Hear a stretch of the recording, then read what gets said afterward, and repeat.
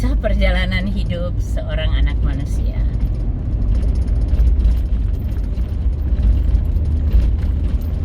Aku mau cerita lagi nih.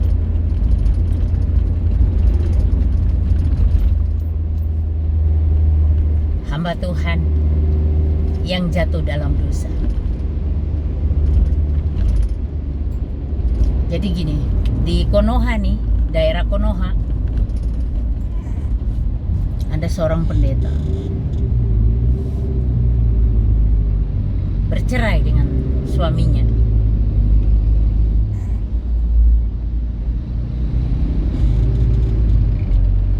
Dan dia tinggal lama-lama ada lagi pria yang bercerai dengan istrinya.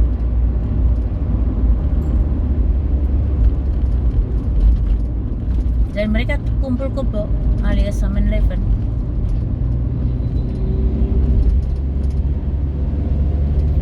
Banyak teman-temannya yang bilang, "Yo, jangan kayak gitu. Karena kamu kan mengembalakan jemaat. Nikah baik-baik aja lah, gitu kan, ya laki-laki juga udah cerai." Mereka dua-dua nggak mau untuk nikah, nggak mau.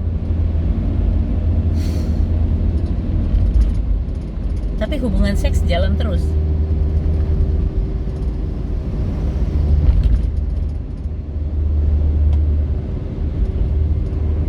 Dan kalau saya ngomong ini di Konoha loh ya. Ini di Konoha.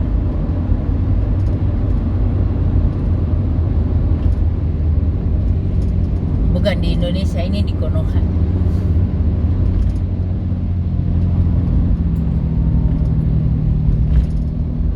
Di tempatmu ada juga nggak yang seperti begitu?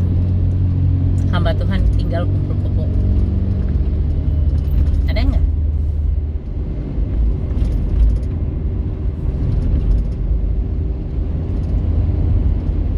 Ada lagi, istri pendeta selingkuh.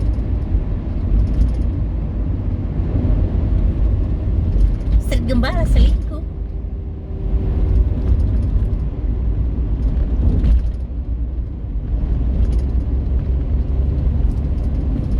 Wah, hari ini kita koreksi ya. Ada anak gembala melarikan mobil rental, ngilang entah kemana. Kasihan yang punya mobil. Anak pendeta. Oh, gimana mau anaknya bener, wong pendetanya aja nggak bener.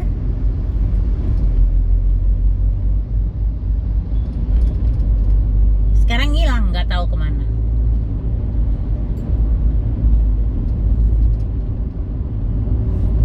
Istri selingkuh. Dia kembali tuh, dia masih naik mimbar, masih dikasih panggung. Coba tuh, ini. Dan saya juga heran ya, kok ada hamba-hamba Tuhan yang masih mau pakai orang yang pezina begitu naik ke mimbar. Tempat kudus, altar itu adalah tempat kudus Allah. Kalau kita sudah tahu dia berzina, kemudian kita mengizinkan dia berkhotbah, kita juga nanggung dosa loh.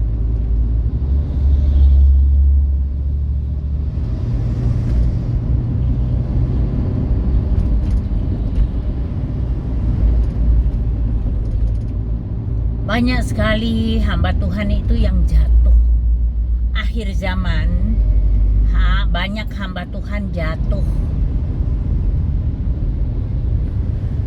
Memang sudah harus seperti begitu sih. Makanya saya ngomong begini tuh supaya kamu sadar. Bertobat. Kalau kamu dengar video ini aku ngomong, kamu bertobat. Saya bukan siapa-siapa, tapi Tuhan mau pakai mulut saya untuk menyampaikan pesan Tuhan buat kamu yang mengaku sebagai hamba Tuhan, mengaku sebagai gembala. Bertobat. Jangan sampai cawan murka Allah itu tumpah di atas kepalamu.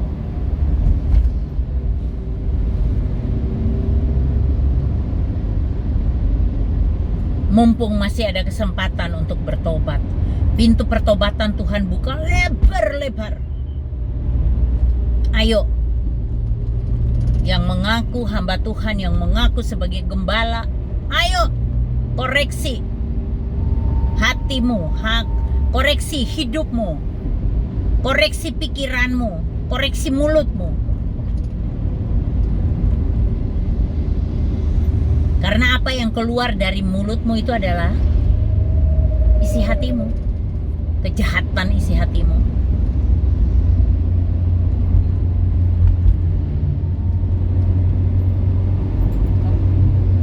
Aku tuh tidak pernah takut tidak punya teman. Kamu mau berteman dengan saya, puji Tuhan.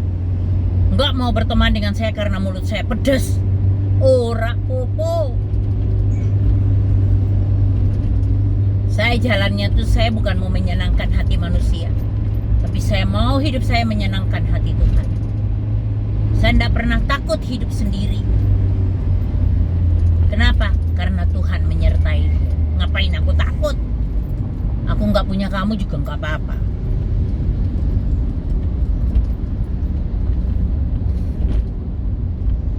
Aku punya Tuhan yang besar.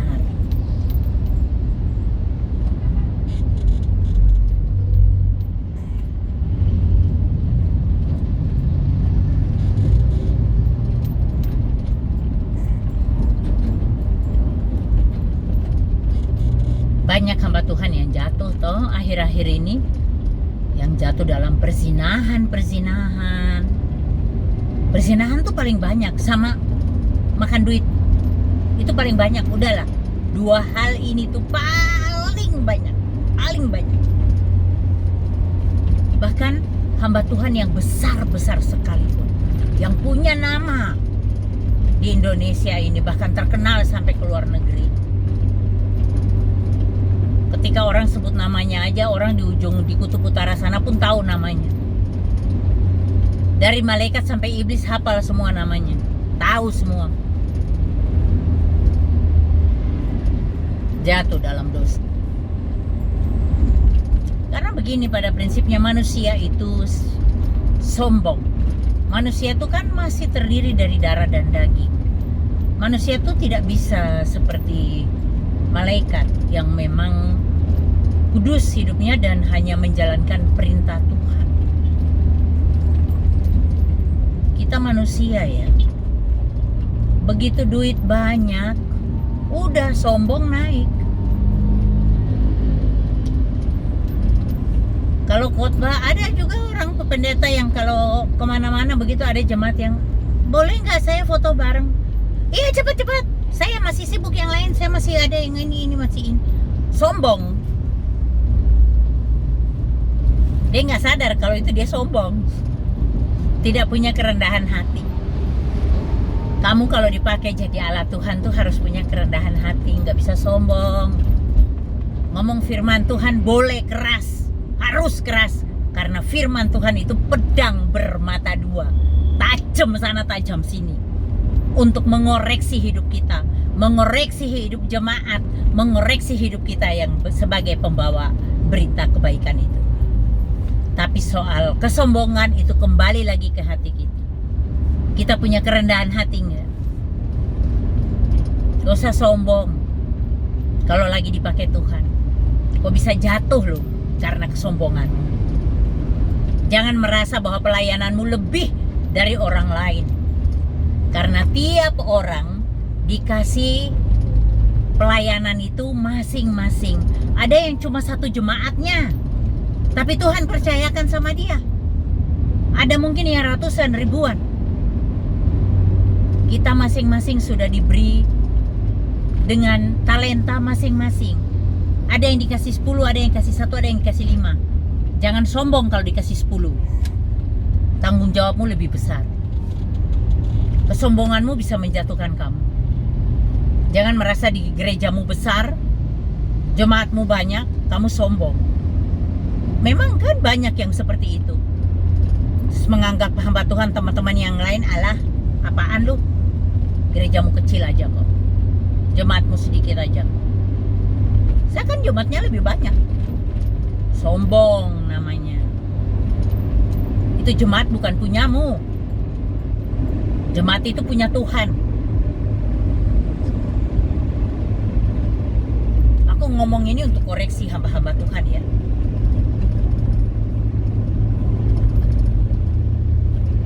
Yang suka tebar pesona.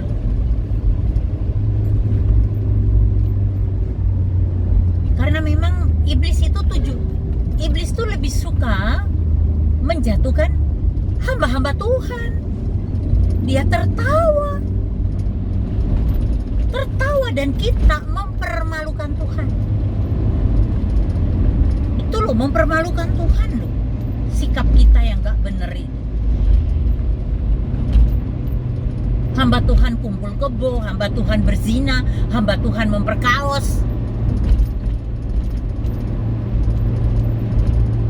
hamba Tuhan membun-bun, hamba Tuhan yang serakah. Itu kita mempermalukan Tuhan Yesus. Kita itu gambarannya Kristus. Jangan kau rusak. Jangan kau rusak rancangan Allah yang harus kamu lakukan. Kamu rusak rancangannya dan kamu membuat dia kecewa. Kita ini hamba toh? Hamba kan? Artinya kita melayani raja. Kita punya raja di atas segala raja. Dia tidak pernah tidur. Dia tahu apa yang kita lakukan. Tolong deh, kalau kamu lagi leyeh-leyeh, lagi santai, duduk santai dengan keluargamu, kamu nonton video ini lewat di FYP-mu ataupun di berandamu, nonton sampai habis dan bertobat. Jangan kau marah sama aku. Harusnya kau telepon aku, terima kasih ya. Kamu udah ngingatin aku, terima kasih. Jangan kau diamin aku. Wong kamu gak bener kok. Diingatin kok gak mau, malah marah. Terserah kamu ah. Aku juga cuma nyampein aja. Suka-suka lo.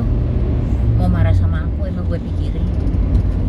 Pokoknya aku sudah melaksanakan apa yang Tuhan mau saya sampaikan. Udah. Kau mau bertobat minta ampun sama Tuhan, puji Tuhan, aku senang. Nggak mau bertobat, mau jalan terus, karepmu. Emang gue pikirin dosa-dosa lo sendiri, tanggung jawab sendiri kok. Tapi kalau kau sudah dengar ini, kemudian kau lewatkan, kau tidak mau dengar omongan saya, teguran saya. Ini bukan saya yang, ini cuma mulut saya yang dipakai Tuhan untuk menyampaikan ini. Emang urusannya sama Tuhan kok. Begitu juga kalau kamu menolak saya melayani di tempatmu, terserah. Bukan kamu tolak aku, tapi kamu tolak dia yang mengutus aku. Karepmu, aku cuma alat kok. Enjoy aja. Kalau saya tuh santai gitu. Mau terima saya, puji Tuhan. Gak mau terima saya karena khotbah saya keras, karepmu. Yang kamu tolak kan bukan saya. Nelinda mah santai-santai aja. Nelinda mah senang-senang aja, tidak ada urusan. Nelinda tidak pernah sakit hati.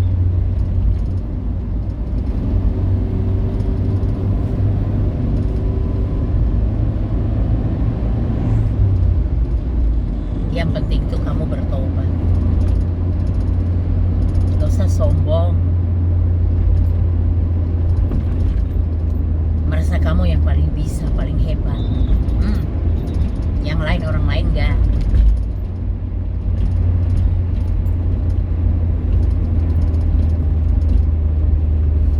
Kesombonganmu itu yang akan menjatuhkan kamu. Oke. Salam pertobatan. Tuhan Yesus memberkati.